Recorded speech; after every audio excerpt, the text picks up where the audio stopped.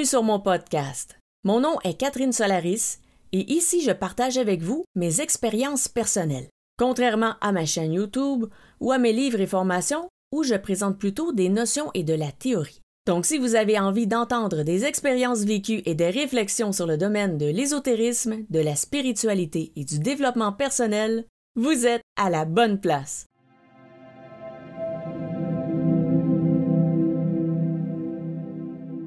Dans cet épisode, je vais vous parler de l'ubiquité et de la projection astrale. Dans ce cas-ci, ce sera la projection astrale, mais de manière consciente, parce que je savais exactement ce que je faisais. En fait, je pensais pas que j'allais faire de la projection astrale, je pensais que j'allais faire de la télépathie. Mais bon, j'ai découvert quelque chose ce jour-là. Alors l'ubiquité, qu'est-ce que ça veut dire? Ça veut dire d'être à deux endroits à la fois. Donc, on est dans notre corps physique à un endroit, mais on est aussi à un autre endroit par l'esprit. Ou plutôt, notre esprit est à un autre endroit en même temps qu'on est conscient en train d'agir dans notre corps physique. Et la projection astrale, en fait, c'est le fait de projeter son esprit justement ailleurs.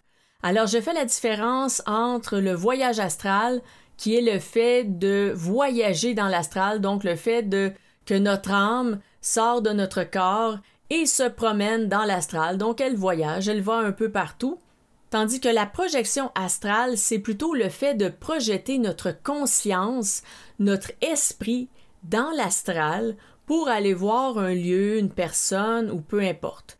Donc, à ce moment-là, comment ça fonctionne? Eh bien, c'est un peu comme une voyante qui est avec vous en train de faire une consultation avec vous. Donc, vous parlez avec elle, vous échangez avec elle, et là, elle semble un peu absente. Elle regarde, par exemple, sur le côté, et là, elle fixe le vide, et elle vous parle, et elle est un peu ailleurs. On voit qu'elle n'est pas 100% avec nous. Et là, cette voyante, si par exemple, elle va voir une autre personne, un autre lieu, et qu'elle vous le décrit, eh bien, c'est ça, exactement, c'est une projection astrale. Donc, elle projette son esprit, sa conscience, dans un autre lieu pour y voir des choses qu'on souhaite voir ou pour examiner une personne, par exemple, voir, souvent les voyantes vont vous dire des choses sur les gens de votre famille. Eh bien, les gens de votre famille ne sont pas là, présents dans la consultation avec vous. Alors, la voyante, elle va projeter son esprit vers les gens de votre famille et là, elle va vous les décrire, vous dire « Ah, elle a les cheveux blonds, oui, ok, telle attitude, oui, c'est ça, ok, parfait. » Et ensuite, elle va vous faire des prédictions, toutes sortes de choses sur cette personne en question.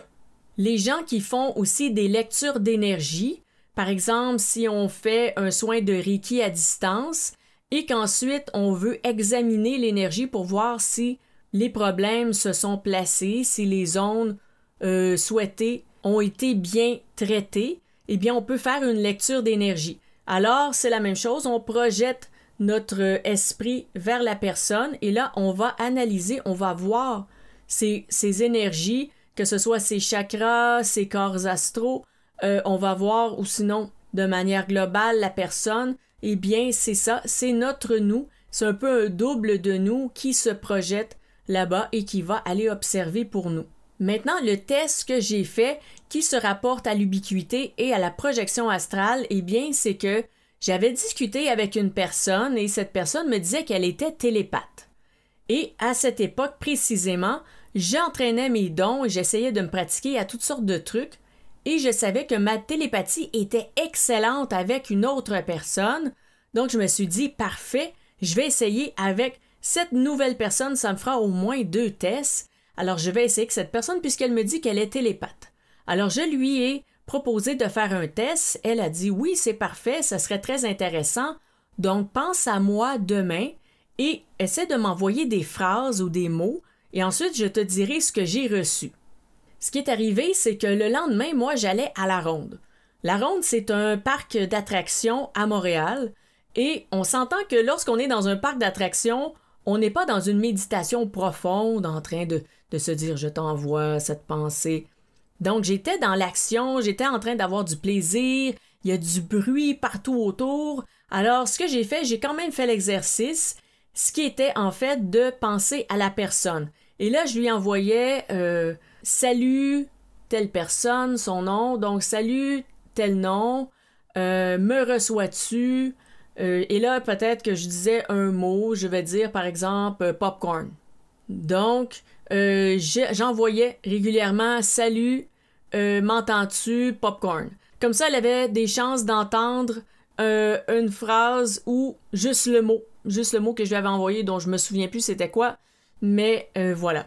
Donc, ce qui est arrivé, c'est que à chaque fois qu'on avait une pause, par exemple, quand on attendait en file pour rentrer dans un manège, et que là, les gens avec moi, peut-être regardaient autour parce que on avait des discussions, de très belles discussions, mais parfois il y avait des temps morts. Donc, dans ces temps morts, c'est là où j'en profitais pour penser à la personne et lui envoyer mes messages télépathiques. Et à chaque fois que ça me revenait en tête, que je devais penser à cette personne, eh bien, je pensais à la personne. Et ça pouvait se faire peut-être aux 15 à 20 minutes. Et ça a duré vraiment très longtemps parce que j'avais commencé à faire le processus dès le matin. Donc, dès que je me suis levée jusqu'au moment où je me suis couchée, à tous les 15-20 minutes ou peut-être demi-heure, ça dépendait des moments de la journée, je pensais à la personne et je lui envoyais toujours la même chose. Et là, au bout de cette journée, quand j'ai revu la personne en question, je lui ai dit « Est-ce que tu as reçu un de mes messages? Est-ce que tu as reçu une question, une salutation? Est-ce que tu as reçu le mot-clé que j'avais choisi? » Et là, la personne, elle m'a dit « Non, je n'ai absolument rien reçu par télépathie, pas de message, pas de mot, rien, mais... » Et c'est ce « mais » qui m'a beaucoup intriguée parce qu'elle m'a dit que toute la journée, elle avait ressenti une présence. Et cette personne, elle conduisait des camions. Donc, des camions qui font de la grande route, sur de longues distances, ce qu'on appelle ici des 10 roues. Donc, cette personne conduisait ça. Et elle avait conduit vraiment longtemps parce qu'elle faisait de très longues heures de travail, probablement 12 à 14 heures environ, ce qui correspondait vraiment à presque l'entièreté de la journée où j'avais vraiment envoyé les phrases. Et il m'a dit qu'elle sentait que dans son camion, il y avait une personne qui était assise sur le siège passager avec elle dans le véhicule. Donc, c'est comme si elle était en train de conduire et là, à côté d'elle, alors que d'habitude, le banc était libre, était vide parce qu'elle n'a pas de passager puisque c'est un travail et non pas un loisir. Elle n'était pas en déplacement pour elle-même. C'est pour le travail, donc la personne est seule. Et cette personne disait donc, c'est comme s'il y avait quelqu'un assis vraiment sur le banc, une vraie personne, une vraie sensation de quelqu'un qui est là toute la journée. Et elle m'a dit, parce que cette personne était capable aussi de ressentir les esprits, les entités, elle m'a dit c'était pas comme un esprit, c'était pas comme une âme errante ou quelque chose comme ça. Là, elle m'a dit c'était vraiment une présence humaine, quelqu'un, une personne qui était là avec moi. Ce qu'elle a ajouté aussi, c'est qu'elle se sentait protégée. Elle sentait vraiment une présence, mais une présence bénéfique et quelque chose de protecteur qui était avec elle, un peu comme si, peu importe ce qui arrivait sur la route, il n'y aurait pas de danger pour elle, pas de danger d'avoir d'accident, pas de danger pour sa santé, rien, que tout se passerait bien parce qu'elle était entièrement protégée. Et ça, j'ai trouvé ça super étrange parce que je me suis dit, mais voyons, d'habitude, quand je fais de la télépathie, que j'envoie un message, la personne reçoit un message, elle ne ressent pas une présence. Qu'est-ce que c'est que ça? Et là, je me suis mis à analyser, essayer de comprendre le concept.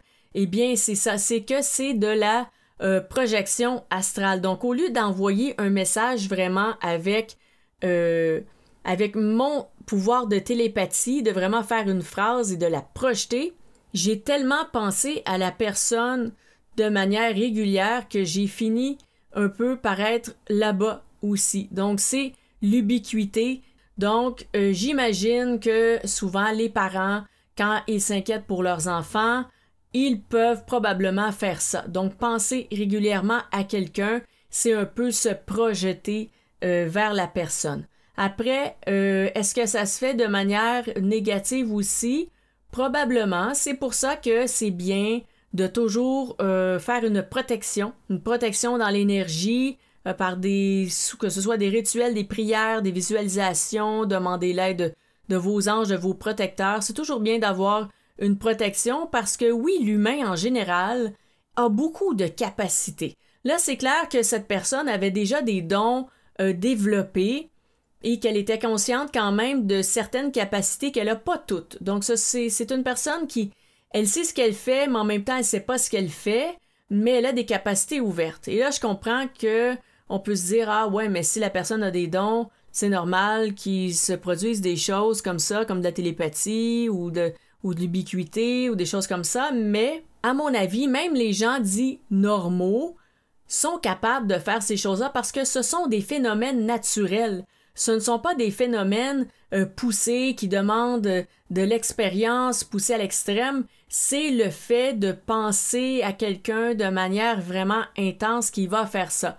Ensuite, est-ce que quelqu'un qui rumine et qui rumine et qui rumine et qui pense à nous négativement, est-ce qu'on va nécessairement le recevoir? Je crois que certaines personnes n'ont pas nécessairement la capacité de projeter, que certaines personnes vont projeter plus près d'eux. Donc, si on entre dans leur bulle d'énergie, si on veut, là, on va le ressentir très fortement qu'ils projettent quelque chose. Mais de là à pouvoir projeter à distance, j'ai l'impression que ce n'est pas nécessairement tout le monde qui est capable de le faire et que ça ne se fait pas nécessairement toujours et dans tous les cas. Et aussi, l'autre dimension du test que j'avais fait, c'est qu'en pensant régulièrement à la personne, à peu près à toutes les 15-20 minutes, ça programme aussi le subconscient, et le subconscient, c'est notre magicien. Donc, une fois qu'il est programmé, le subconscient, il va faire plein de choses pour nous, pas toujours des bonnes, parce que ça dépend qu'est-ce qui a été programmé dans le subconscient. Donc, quand les gens ils disent qu'on influence notre environnement et que ce qu'on projette dans l'univers, bon, c'est important de bien projeter, ou des trucs comme ça, eh bien, oui, dans un sens, c'est vraiment vrai parce que le subconscient peut nous attirer des choses à nous, des choses bonnes, des mauvaises, parce que c'est notre magicien, c'est lui qui porte tout notre pouvoir magique et qui va faire les actions. Donc, quand on fait une action dans le conscient comme ça, d'essayer de parler avec quelqu'un, par télépathie, de faire quelques essais, ça reste dans le conscient. Quand on le fait à répétition et à répétition toute une journée durant, qui était peut-être sur une période de 16 heures, eh bien là, c'est pas seulement le conscient qui va agir, mais le subconscient aussi va s'enclencher sur le processus en question, parce que là, c'est comme s'il se dit, OK, il y a une répétition ici, il y a vraiment un réel besoin, et là, il va voir qu'on a besoin de son implication et il va agir. Et là, le processus devient encore beaucoup plus fort. Donc, les personnes qui ont tendance à ruminer, peut-être que ce genre de personnes réussit à faire ce processus parce que ça devient un peu comme un mantra.